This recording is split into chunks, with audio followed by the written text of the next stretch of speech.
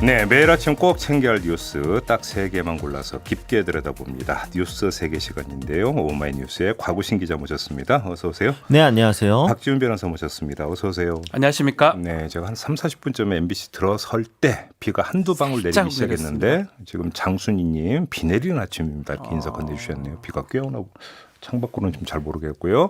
정민트님은 제주도인데요. 추워요. 야무진 바람막이 겉옷이 필요한 날씨예요. 이렇게 또 인사를 건네주셨습니다. 자, 유튜브 라이브로 김종배의 시선집중 진행하고 있습니다. 유튜브에 들어가셔서 검색하시면 바로 뜨니까요. 좋아요, 구독 버튼도 눌러주시고요. 의견도 달아주시기 부탁드리겠습니다. 자, 첫 번째 뉴스 가볼까요? 네, 윤석열 검찰총장이 감찰부에 이미 배당됐던 이 한명숙 전 총리 뇌물 사건 수사에 대해서 이 진정 사건을 재배당 절차를 건너뛰고 진정서 4분을 만들어서 서울중앙지검에 접수시켰다라는 뉴스가 나왔습니다. 경향신문이 어제 보도한 내용이었는데요.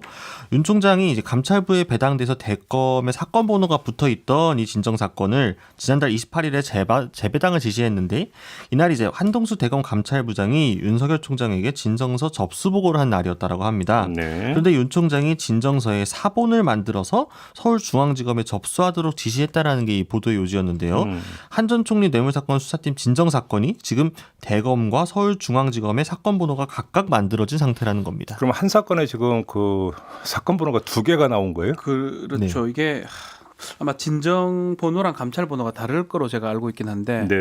일단은 한 사건인데 두 가지 갈래로 지금 진행되는 상황이 좀 신기합니다. 그러니까 사본을 만들어서 재배당을 했다는 이야기는 감찰부에서 안 주니까요. 자료를 넘기는 걸 거부했다는 얘기가 그렇다고 보는 게 맞죠. 원본을 갖고 거기서 편차를 계속 기록을 하는 거거든요. 뒤로 계속 붙이는 거거든요. 네. 사실은 진정서 뭐 그거 하나로 시작해서 뒤로 기록이 이제 계속 두꺼워지는 건데 이 진정서는 원본으로 가야 되죠. 그런데 그러니까요. 원본 없이 4번으로 갔다는 거는 그 감찰부에서 이것을 안 줬다라는 뜻입니다.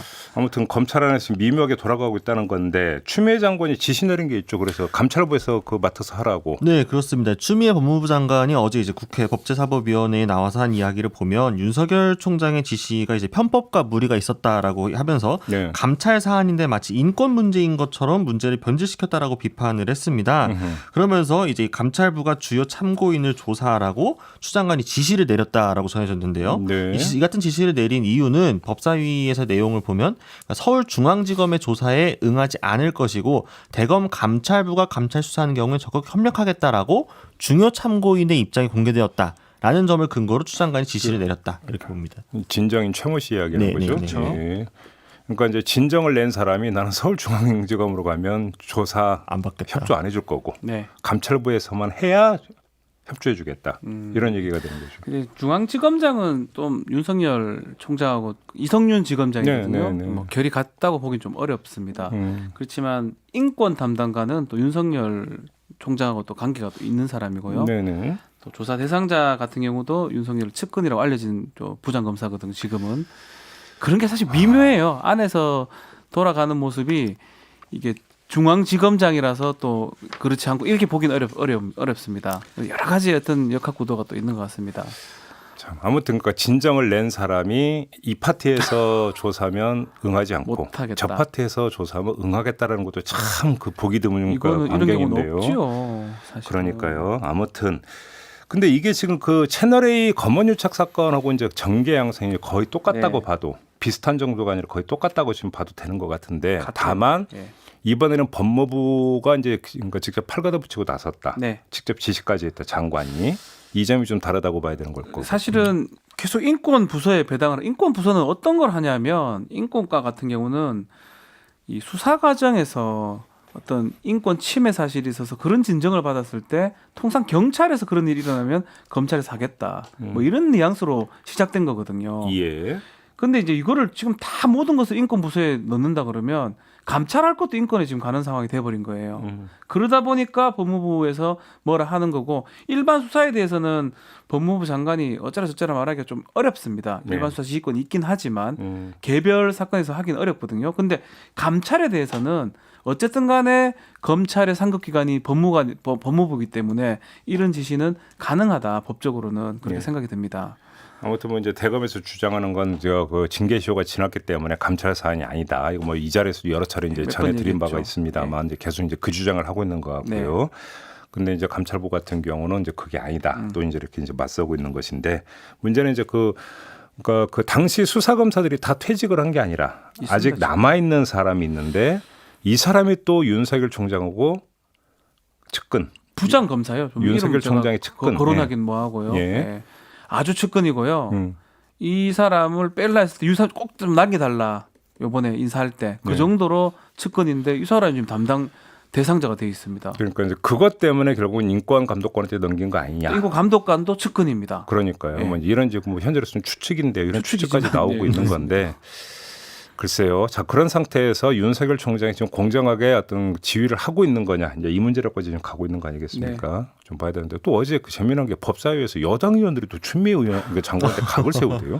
예, 그러니까 어제 야당이 좀 없어서 그런지. 네, 그러니까 추미애 장관이 어제 나와서 이야기를 하는 과정에서 민주당 의원들이 질의를 했는데 이 검사 출신 민주당 의원들하고 질의 과정에서 좀 설전이 오갔습니다. 그러니까 대표적으로 송기현 의원이 장관 같은 분도 검사들과 일하다 보면 검사들에게 순치되는 거 아닌가.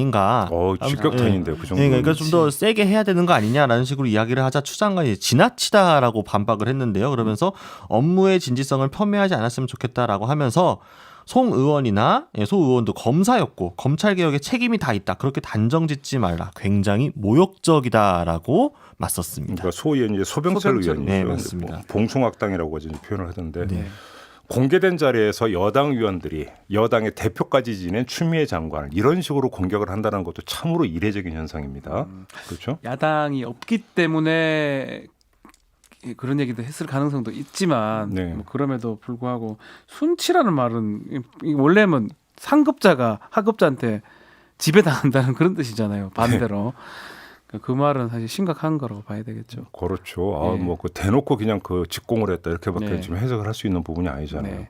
또 추미애 장관이기 때문에 또 반박을 한 것 같아요. 굉장히 모욕적이다 이렇게 또 말을 했거든요. 네. 그 후로는 조용했었어요, 사실은. 아무튼 근데 이제 그 검찰 안에서 이제 그 벌어지고 있는 일 자체가 네. 뭔가 지금 정리가 안 되고 있다라고는 소병철 의원의 어떤 문제 제기는 네. 성립될 수 있는 문제 제기 맞습니다. 아니겠습니까? 예. 봉숭악당이다. 예. 개통도 없고 질수도 없는 거 아니야? 이런 이야기가 되는 거니까. 그렇죠? 네, 그렇습니다. 그렇다면 여기서 어떤 그 지휘 감독권을 갖고 있는 법무부가 나서야 되는데 왜 안 나서느냐? 뭐 이런 문제 제기라고 봐야 되는 거죠. 고치진데 이제 질문 뉘앙스가 좀 셌다는 거죠. 그러게요. 자, 아무튼 이 문제 좀 여러 가지로 다각도로 짚을 부분이 있는데요. 잠시 후 3부에서 더불어민주당 박주민 의원, 박주민 의원도 법사위원이죠. 박주민 의원과 인터뷰가 예정이 되어 있습니다. 이 자리에서 한번 좀 집중적으로 좀 점검을 해보도록 하겠습니다. 자, 두 번째 뉴스로 넘어가죠. 네, 존 볼턴 전 백악관 국가안보 보좌관이 자신의 회고록 출판을 앞두고 발췌본을 미국 언론에 공개를 했는데요. 이 내용이 지금 상당한 파문을 일으키고 있습니다. 미국 법무부는 출판금지 소송을 냈고 또 하루 만에 이 출판금지 가처분 신청도 냈다라고 하는데요. 미국 법무부는 문제의 원고가 공개되면 국가안보가 훼손될 것이라고 주장했습니다. 예, 뭐 일부가 좀 그러니까 공개가 됐죠, 보도가 됐죠. 네, 그러니까 이제 뭐 뉴욕 타임스 등에 따르면요, 이제 볼턴이 2018년 6월 싱가포르에서 열린 북미 정상회담이 한 달 정도 지나고 폼페이오가 트럼프 대통령의 북미 외교를 평가절하하면서 성공 확률이 없다라고 말했다라고 이야기를 하고요. 네. 또 이제 이 북미 정상회담 도중에 폼페이오가 자신에게 몰래 트럼프 대통령은 거짓말쟁이다라고 접근 쪽지를 건넸다라는 식으로 이야기를 했습니다. 네. 또 그 외에도 보면은 뭐 싱가포르 회담을 앞두고 트럼프 대통령과 문재인 대통령의 전화 통화를 들은 폼페이오가 심장마비가 온다라는 식으로 경멸을 표시했다라고 하고요. 뭐 그 위에도 트럼프 대통령이 실질적으로는 북미 회담의 세부 내용에는 신경을 쓰지 않고 이 싱가포르 회담을 홍보 행사로 여겼다. 네. 이렇게 평가를 하기도 했고요. 트럼프 대통령은 옮겨보면 알맹이 없는 공동선언에 서명하고 기자회견에서 승리를 선언한 뒤 이 도시를 떠날 준비가 돼 있다라고 말을 했다라는 네. 식으로 주장을 했습니다. 네. 또 김정은 위원장 등을 포함해서 적대 국가 지도자들이 트럼프가 재선 승리에 과도하게 집착한다는 사실을 알고 있기 때문에 트럼프를 쉽게 이용할 수 있었다라고 이야기를 하면서 트럼프의 비위를 맞춰 원하는 것을 얻어내도록 조종하는 것이 목적이었다라는 등의 표현이 있었습니다. 아무튼 근데 아직까지는 볼턴의 일방적인 주장인 거잖아요. 뭐 트럼프 대통령은 그러니까 이거에 대해서 사실이 아니다라는 식으로 반박을 하고 있긴 합니다. 네. 그러니까 폭스뉴스와 인터뷰에서는 그가 법을 어긴 거고 이건 극비 사항이다라는 식으로 이야기를 했고요. 또 이제 행정부에서 그를 임명했을 당시부터 그는 가망 없는 사람이었다라는 식으로 비하를 했습니다. 네. 이제 트위터 정치를 항상 하는 분이니까 트위터를 통해서는 미친 존 볼턴의 너무나도 지루하기 짝이 없는 책은 거짓말과 가짜 스토리들로 이루어져 있다 하면서 그는 불만에 가득 찬 지루한 바보고 절대 없었던 완전한 허구다라는 식으로 이야기를 했습니다. 아무튼 참 우리 입장에서는 참 이해하기 힘든 네. 그 정치 문화예요. 그렇죠? 이게 만약에 출간이 되면 어쨌든 저쨌든 잘 팔릴 거고요. 예, 선거에 영향이 있다고 봐야 될 것 같아요. 그렇겠죠. 예, 이게 어떤 대통령에 대한 신뢰감 부분이고 음. 볼턴이 측근이었잖아요. 측근인데 좀 해고되면서 그런 상황이 생겼고 네. 좋은 얘기는 없을 거란 말이에요. 나쁜 얘기만 아니, 그러니까 있을 트위터로 거고요. 당신 해고야라고 하는 것도 참 그러니까 말도 우리 안 되고. 입장에서는 이해가 힘들고 예. 해고당한 사람은 그래? 그럼 다 깎게. 다 깎게. 이것도 참 이해하기 힘든 현상이에요. 모셨던 아니면 그 측근으로 이렇게 있었던 사람이 예. 둘이 이제 얘기했던 내용들을 다 지금 하겠다라는 거 아닙니까? 그러니까 대한민국에서 그런 얘기를 있었죠. 내가 입만 뻥끗하면 네. 나라가 뒤집힌다라는 얘기는 있었지만 네. 뻥끗은 안 했거든요. 뻥끗한 사람 아무도 없어요 아직까지는. 그렇죠. 네. 라면 화법은 썼지만 네. 라면을 끓인 적은 없거든요. 그잖아요. 무섭습니다. 이게 이제 미국에서는 이제 볼턴만이 지금 특별한 경우는 아니고 예전부터 이제 고위 공직자들이 퇴직을 하고 나면 백악관이나 뭐 본인 소속돼 있던 기관에서 있었던 이야기를 자서전이나 회고록 형태로 이제 펴내고 또 미국 독자들이 그 책을 사서 읽으면서 이야기가 공유되는 이 문화가 원래 오래전부터 형성이 되어 있었잖아요. 근데 네. 다만 볼턴 같은 경우에는 워낙 좀 특이 케이스다 보니까 해고되는 과정이나 이런 부분들이요. 그래서 뭐 일각에서는 워낙 악감정을 가지고 쓴 내용인데 이거를 객관적으로 다 사실이라고 믿을 수 있겠느냐라고 의심을 하는 분들도 있고 또 그럼에도 불구하고 대체적인 사실관계가 뭐 아주 없는 얘기를 했겠느냐 뭐 이런 이야기도 하고 있었어요. 이제 재미난 게 이제 저는 그래서 이제 그러니까 미국 언론들이 당연히 기자들이 폼페이오한테 쫓아가서 사실이냐 이렇게 확인 취재 들어갈 거 아닙니까? 네, 그렇죠. 폼페이오가 뭘 해올지가 저는 그게 제일 그렇죠. 궁금한데. 그렇죠? 또 하나는 우리 남북 문제가 많이 나와 있거든요. 회담, 싱가포르 회담하고 이런 거. 예. 이거를 또 어떻게 뒤에 그 얘기들이 나올지 궁금하기도 하고 또 앞으로도 문제가 또 될 수 있을 것 같기도 합니다. 국내 출판사에서 접근을 하고 있지 않을까요? 뭐 그거는 사실은 뭐 그럴 수도 있겠죠. 네. 그럴 수는 있는데 문제는 그러니까 이 볼턴이 전하고 있는 트럼프의 대한반도관, 그렇죠. 그다음에 어떤 가장 기초 지식 이런 것들을 어디까지를 믿어야 되는 거냐. 그다음에 믿는다라면 도대체 이거에 대해서 우리는 스탠스를 어떻게 정해야 될 것인가. 그렇죠. 좀 이 문제 아니겠습니까? 이건 우리의 이제 국익과 어떤 거 연결되어 있는 이 책 문제이기 사가지고 연구해봐야 돼요. 우리나라 입장에서는. 뭐 이제 정부 당국자가 당연히 그런 거 하지 예, 않겠습니까? 연구를 해봐야 됩니다. 예, 근데 아직 이제 책 출판은 아직은 안 된 거죠. 네, 지금 공개된 건 발췌본만 일단 언론에 선 공개가 되는 출판되지 거니까요. 않을까 싶어요. 네, 미국에서는 곧 출판되고요. 맞기 어려워요. 제가 볼 때는 오히려 트럼프가 지금 책 장사해주고 있는 것 같은데 거꾸로. 그렇죠. 다 사볼 것 같은데. 그러니까 지금 이 한쪽에서는 이 사실이 자체가 거짓말이다라고 이야기를 하면서 또 다른 쪽에서는 이 책이 국가 안보를 해칠 것이다. 극비상이 유출된다라고 이야기를 하고 있잖아요. 사실 두 이야기가 어느 정도 충돌되는 건데 거짓말이면 거짓말을 의해서 지금 잘못된 사실이 알려진다라는 거고 극비가 알려져서 국가 안보 위협이 된다는 건 어느 정도 사실이 맞다라는 얘기인 거잖아요. 근데 이 두 가지 메시지가 트럼프 통해서 동시에 나가고 있는데 이러면 이럴수록 노이즈가 커질수록 오히려 사람들은 더 궁금해하고 이 책이 더 많이 팔리는 계기가 되지 않을까 싶기도 합니다. 알겠습니다. 자, 마지막 뉴스로 넘어가죠. 네, 정부가 기획재정부와 국토교통부, 금융위원회 등이 문재인 정부 출범 이후 21번째 주택시장 안정대책이었던 소위 6.17 부동산 대책을 발표를 했는데 이를 두고 지금 찬반 논란이 거세게 일어나고 있습니다. 네. 이번 대책은 이미 알려진 것처럼 수도권 규제 지역을 대폭 확대하고 전세 낀 주택을 매입하는 갭투자 차단을 위해서 담보대출 요건을 강화하는 등의 내용이 포함이 되어 있는데요. 네. 특히나 이제 개인이 법인을 내세워서 우회적으로 투기하는 것을 잡는 데 집중을 하고 있습니다. 이제 다주택 임대사업자들에 대해서도 전 지역에서 주택담보대출을 금지하는 걸 골자로 하고 있습니다. 근데 지금 뭐 논란이 일고 있다면서요? 네, 그러니까 지금 뭐 정치권 공방이 좀 있는데요. 예. 일단 김연아 전 국회의원이자 지금 미래통합당 비상대책위원이 페이스북에 남긴 내용을 조금 요약을 해보면 이번 생에 내 집 마련은 망했다. 청년들과 서민들의 절벽 곳곳에 사무친다라고 이야기를 했습니다. 네. 가격이 너무 비싼데 대출도 어렵고 거래 규제가 많다라는 건데요.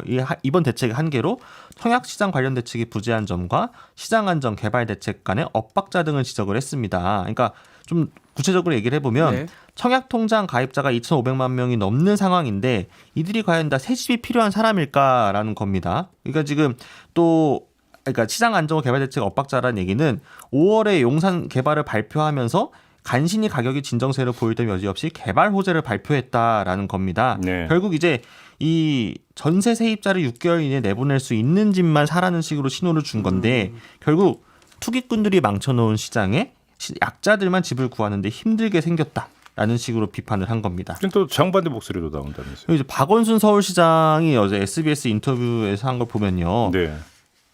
서울시와 국토교통부가 협의해서 나온 결과물이라고 하면서 적절한 조치라고 옹호를 했습니다. 네. 특히나 이제 부동산은 사고 팔아서 자산을 남기는, 그러니까 투기를 남긴 대상이 돼서 절대로 안 된다라고 이야기를 했는데요. 예. 자산 불평등이 심각한 상황에서 1%가 26%의 부동산을 갖고 있는 상황은 용납할 수 없다. 부동산으로 가만히 앉아서 돈 버는 일은 있을 수 없다라고 이야기했습니다. 그러니까 자, 그 논점 딱 하나잖아요. 결국은 실수요자. 그렇죠. 그러니까 투기 수요자가 아니라 실수요자가 집을 살 수 있는 길까지 막아버린 거 아니냐. 이게 지금 논란의 핵심이잖아요. 네네, 이걸 그렇죠. 그러니까 좀 점검을 해봐야 되는 거잖아요. 이게 그냥 사실상 필요한 대책인 것 같아요. 뭐 부동산이 잡히는 듯 하더만 또다시 계속 오르고 있거든요. 네. 여러 가지 방법 중에 사실은 갭 투자라든지 대출 막는 거가 유일한 방법 중에 하나긴 합니다. 네. 근데 진짜로 필요한 사람들한테 대출이 필요하거든요. 음흠. 이 부분에 어떤 대책이 좀 있어야 되는데 예외 같은 것들을 좀 많이 줘야 될 것 같아요. 네. 뭐 신혼 부부라든지 뭐 그런 것들이라든지 다주택자한테 이렇게 뭐 매기는 거는 뭐 아무 문제가 없는데 하더라도 계속 효과가 없기 때문에 네. 계속 이 대책들이 나오는 거고. 아, 참. 그러니까 지금 이제 두 개잖아요. 하나는 투기과열지구에서 3억이 넘는 아파트를 구입하면 전세 대출을 즉시 회수한다. 네. 이 부분 하나하고. 네. 그다음에 전세 대출을 받고 나서 그 6개월 이내에 그러니까 들어가지 않으면 또 그걸 회수한다. 회수한다. 네, 그렇죠. 이거잖아요. 네. 대출이 대출을 은행이 대출을 회수하는 그럼 거예요. 이 두 가지를 그 기준으로 해서 이게 실수요자에게 그러니까 피해가 가는 어떤 불똥이 튀는 것이냐 아니냐 이것만 점검하면 되는 거잖아요. 3억이 다 넘지 않나요? 그 투기 가열 지구에서. 투기과열지구에서 3억 원이 넘는 아파트라는 이 제한 자체는 사실상 거의 모든 적용된다는 것 아파트라고 보면 같은데요? 될 거고요. 네. 이게 지금 전세 대출, 그러니까 일반적으로 전세를 낀 상태에서 전세금을 안고 싼 가격에 그 주택을 구입할 수 있다 보니까 많은, 그러니까 본인이 자금을 많이 갖고 있지 않더라도 손쉽게 부동산을 투기 대상을 삼을 수 있기 때문에 이걸 막겠다라는 네. 건데, 예. 그러니까 이게 약간 충돌이 일어나는 게 내가 그 낮은 가격에 주택을 사고 싶은, 그러니까 실거주 목적으로 사고 싶은 사람이 있을 수 있고 또 한편에는 전 월세를 실제로 사는 사람들이 그렇지. 있잖아요. 예. 그러니까 이제 이런 식으로 만약에 조이게 되면은 실수요자로서는 이 투기 시장에서의 수요 자체가 좀 투기 수요가 줄어들다 보니까 실수요 입장에서는 공급을 받기 좀 편해질 수 있는 방법이 있겠지만 또 한편으로는 전세 그러면 물량이 줄어들 수밖에 없기 때문에 전월세 실제로 살고 있는 사람의 입장에서는 가격이 인상이 어느 정도 불가피하다. 이런 시기에도 지적이 나올 수가 있거든요. 그러니까 예를 들어서 이런 거죠. 그러니까 그 내가 이제 꼭 이제 이 집에 들어가서 살고 싶은데 일단 네. 지금 그러니까 전세가 있어. 그래서 일단 전세를 끼고 사는 말 그대로 갭 투자. 갭 투자. 그러니까 형식적으로는 갭 투자지만 사실은 실수요용이야. 그럴 수 있는데 그러면 그 6개월 전과 후가 이제 그러니까 결국 시점이 되는 건데. 그렇죠. 그런 거 아니겠습니까? 맞아요. 예. 그러니까 근데 뭐냐면 실수요라고 한다면 사실은 보통 그렇게 뭐 그러면 2년 전, 1년 전에 그럼 과연 사는 거냐? 그게 이제 실수요로 볼 수 있는 거냐? 이 문제잖아요. 네, 그렇죠. 그러니까 재건축 같은 경우에도 예를 들면은 재건축 대상이 되는 대부분의 집들은 사실은 실소유주가 따로 있고 거기 전월세로 내놓은 상황들이 많잖아요. 근데 원래 재건축은 실제로 살고 있는 사람들의 주택 환경을 개선해주기 위한 목적이기 때문에 네. 그곳에서 그러니까 분양권을 받으려면 2년 이상 거주를 해라라는 식으로도 지금 이 규제가 들어가는 거거든요. 그렇게 되면은 원래 그 살고 있던 사람들을 만약에 그 분양권을 받고 싶다고 하면은 내보내고 거기 주인이 들어가야 되는 상황이 또 본인이 되기 들어가야 때문에 되니까. 이게 좀 도미노가 되게 되면 또 전월세 물량이 확 줄어들 수도 있는 거 아니냐 이런 식으로 비판하는 사람도 있긴 있죠. 그래서 정부에서는 그런 식을 막기 위해서 추가적 예외를 검토 중이다라고 일단 이야기는 했습니다. 이걸 또 추가적인 대책들을 봐야 함께 검토하고 나왔어야 되지 않나 싶기도 한데. 그러니까 물론 그 예외적인 경우가 있을 수는 있겠죠. 근데 예외적인 경우에 대해서 그러니까 그 이걸 허용하는 방안을 추가로 검토를 하겠다고 했으니까 그건 논의를 네. 치고 그러니까 전반적인 어떤 그 정책 틀만 가지고 좀 이야기를 해야 되는 게 아닌가 싶은 생각이 좀 드는 거고요. 알겠습니다. 자, 뉴스 세계 이렇게 마무리하도록 하겠습니다. 곽우신 기자, 박지훈 변호사와 함께했습니다. 고맙습니다. 감사합니다.